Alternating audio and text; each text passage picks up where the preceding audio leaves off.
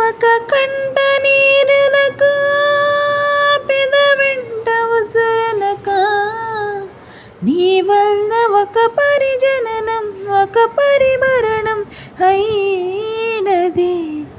హరి పారేటి సెలయేరు అలసంద్రాన్న కలిసినట్టు గుండెని తోడుగా వెంటాడుని అరికాలు మరచి అడవి చెట్టు పూసెనులే.